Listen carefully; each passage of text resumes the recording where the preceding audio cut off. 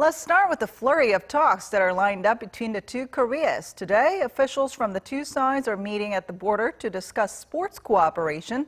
And this comes right after the two had held their first general-level military talks in over a decade last week. For more on this, we now connect to our Park Hee-jun, who's been following preparations for these talks since early this morning. So Hee-jun, what's on the table today? Ji-yoon, today's talks are mostly focused on expanding inter-Korean cooperation and exchange in sports. The talks began this morning at around 10 a.m. at the Peace House, which is the South Korean building of the Truce village of Panmunjom.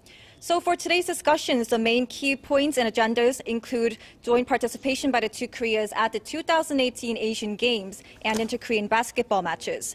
The South Korean delegation will be led by Chun Chung-yeol, Secretary General of the Korean Sport and Olympic Committee.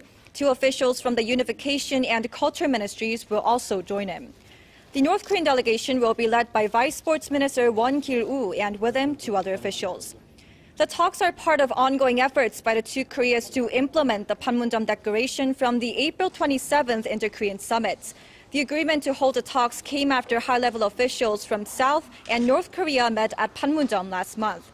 And especially as the 2018 Pyeongchang Winter Olympics is widely seen as the impetus that led to the recent peace talks on the Korean Peninsula, the two Koreas will be keen to carry the momentum of sports cooperation to strengthen inter-Korean relations.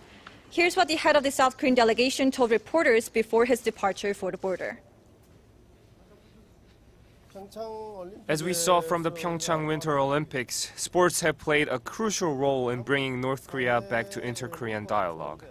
We'll try our best to make sports an important driving force in future inter-Korean relations and to implement the Panmunjom Declaration.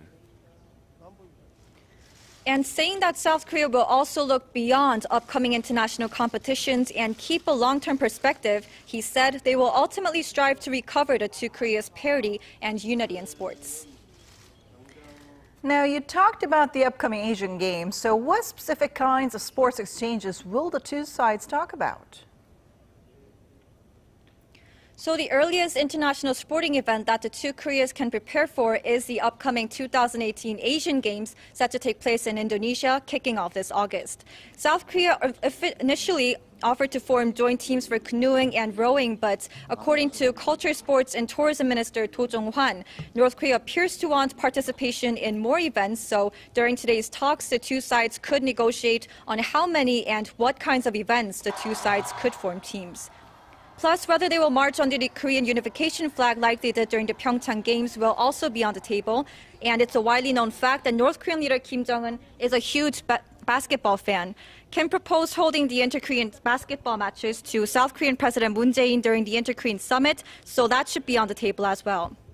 That's all I have for you now, but I'll be back with more updates for the afternoon. Back to you, Ji-yoon.